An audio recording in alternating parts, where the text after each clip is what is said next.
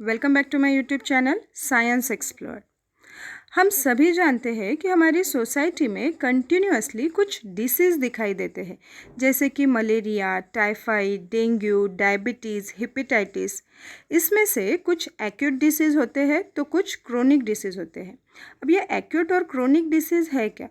तो acute versus chronic disease के बारे में मैंने वीडियो भी बनाया है। इसे देखने के लिए आप यूट्यूब सर्च में जाइए और टाइप कीजिए acute versus chronic disease by science explore, या फिर मैंने डिस्क्रिप्शन बॉक्स में इसकी लिंक भी प्रोवाइड की है। तो आज हम ऐसे ही एक डिसीज़ के बारे में देखेंगे, वो है डेंगू। डेंगू से करीब करीब हर साल 20 मिलियन पीपल इन्फेक्ट हो जाते हैं and the mortality rate is around 1 to 2%। Dengue ये डिसीज़ डेंगू वायरस से होता है जिसका कैरियर है मॉस्किटो। नाउ इसी डेंगू वायरस का स्ट्रक्चर देखेंगे। द डेंगू वायरस हैज़ रफली spherical structure. Dengue virus envelope से बना है। यहाँ पे देखिए सबसे बाहरी पोर्शन है उसका एनवलप। तो डेंगू वायरस ये एनवलप से बना हुआ रहता है। इसके ऊपर प्रोटीन शेल होता है और एनवलप के अंदर उसका जीनोम होता है जो कि रहता है आरएनए। अब ये तो हुआ डेंगू वायरस का स्ट्रक्चर। अभी देखेंगे ये ट्रांसमिट कैसे होता है। डेंगू वायरस ये 2 टाइप के मॉस्किटो के काटने से होता है। वो है उसमें का पहला मॉस्किटो है फीमेल एडिस इजिप्टी मॉस्किटो और दूसरा है एडिस एल्बोपिक्टस। तो ये दोनों ही मॉस्किटो अगर इन्फेक्टेड है तो ये डेंगू कर सकते हैं। अब यहाँ देखिए ये डायग्राम में आप लोगों को क्लियर समझ में आएगा। अगर ये मॉस्किटो डेंगू इन्फेक्टेड पर्सन को अगर बाइट करता है तो यहाँ देखिए ये नॉर्मल एक मॉस्किटो है, इसने इन्फेक्टेड पर्सन को डेंगू इन्फेक्टेड पर्सन को बाइट कर लिया तो इन्फेक्टेड पर्सन से वायरस इस मॉस्किटो में आ जाएगा और ऐसा मॉस्किटो अगर किसी हेल्दी पर्सन को काट ले तो उसमें से वायरस वो हेल्दी पर्सन में चला जाएगा और ऐसे पर्सन को मॉस्किटो काटने के 4 to 14 डेज में डेंगू हो जाएगा। यहाँ पे लास्ट में देखिए क्या लिखा है, that person get dengue 4 to 13 days later. तो ऐसे ये मॉस्किटो के बॉडी में वायरस चला जाता है और वहाँ से वो हेल्दी पर्सन में आ जाता है और हेल्दी पर्सन को डेंगू हो जाता है। ये तो हुआ एक रीज़न। दूसरा एक रीज़न है, अगर यही सेम मॉस्किटो जिसके बॉडी में अभी वायरस नहीं है, अगर वैसे मॉस्किटो ने किसी इन्फेक्टेड एनिमल को अगर काट लिया, अगर एनिमल समझो मंकी है, इन्फेक्टेड मंकी है डेंगू वायरस से, तो अगर किसी इन्फेक्टेड एनिमल को अगर उसने काट लिया और वैसा मॉस्किटो अगर किसी हेल्दी पर्सन को फिर से काट लेता है तो उस पर्सन को भी डेंगू हो सकता है।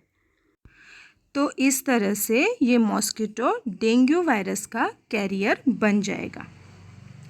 एडिस मॉस्किटो ऐसे दिखता है। इसके बॉडी के ऊपर ऐसे वाइट पैचेस होते हैं। अगर ये इन्फेक्टेड है और ये अगर किसी हेल्दी पर्सन को काटता है तो ही किसी पर्सन को ये डिसीज़ होगा। अगर इसके बॉडी में अंदर डेंगू वायरस नहीं है तो अगर किसी हेल्दी पर्सन को वो उस टाइम काटता भी है तो वो पर्सन को डेंगू नहीं हो सकता। नाउ देखेंगे डेंगू क्या होता है और उसके सिम्टम क्या होते हैं। डेंगू को डेंगू फीवर या फिर ब्रेकबोन फीवर भी कहते हैं। Dengue fever is a mosquito borne tropical disease caused by the dengue virus. Now उसके सिम्टम, इन्फेक्टेड मॉस्किटो काटने के 3 to 13 डेज में इसके सिम्टम दिखाई देना स्टार्ट हो जाता है। इसके सिम्टम हैं, इसमें प्लेटलेट्स कम हो जाते हैं। यहाँ पे देखिए मैंने प्लेटलेट काउंट यहाँ पे कम लिखा है, तो प्लेटलेट काउंट डिक्रीज, तो इसका सबसे बड़ा सिम्टम है प्लेटलेट काउंट वहाँ पे कम हो जाता है और वो पर्सन को डिहाइड्रेशन होता है। और इससे अलावा और भी सिम्टम दिखते हैं जैसे कि headache, rash, then vomiting, bone pain, muscle pain, eye pain, तो ये सारे सिम्टम डेंगू के होते हैं। अगर किसी पेशेंट को समय पे ट्रीटमेंट ना मिले, अगर किसी पेशेंट को डेंगू हुआ है, अगर उसे समय पे ट्रीटमेंट ना मिले या फिर सिचुएशन अगर वर्स्ट हो जाए तो ये फिटल भी हो सकता है, मीन्स किसी की जान भी ये डिसीज़ ले सकता है। नाउ एडिस मॉस्किटो की लाइफ साइकिल देखेंगे। ये ठहरे हुए पानी में खुद के अंडे देता है।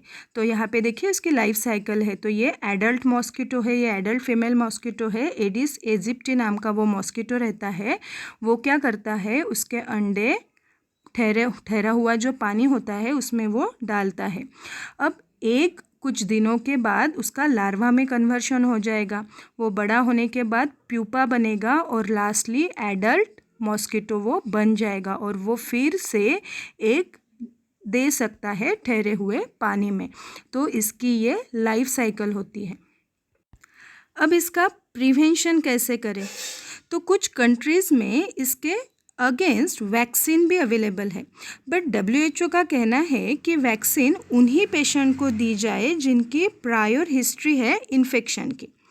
तो वो वैक्सीन है डेंगू फीवर वैक्सीन।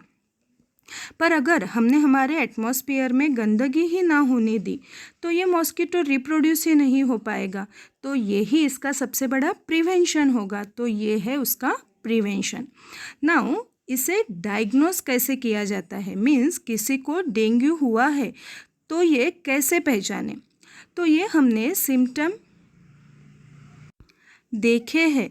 वो सिम्टम अगर किसी पर्सन में दिखाई देते हैं और अगर वो डॉक्टर के पास जाता है तो सबसे पहले कंफर्मेशन के लिए डॉक्टर उसे इलाइजा नाम की टेस्ट करने के लिए बोलेंगे।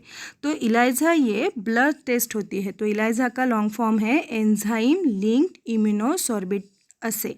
तो ये जो टेस्ट है, इस टेस्ट से पता चलता है कि किसी पर्सन के बॉडी में डेंगू वायरस है या नहीं। तो आज हमने पूरा इन डिटेल में डेंगू वायरस क्या है, उसका स्ट्रक्चर क्या है, डेंगू डिसीज़ के सिम्टम्स क्या होते हैं, ये सारा इन डिटेल देखा है। अगर ये टॉपिक आप लोगों को समझ में आया है तो लाइक कीजिएगा और ये वीडियो शेयर कीजिएगा। Thank you.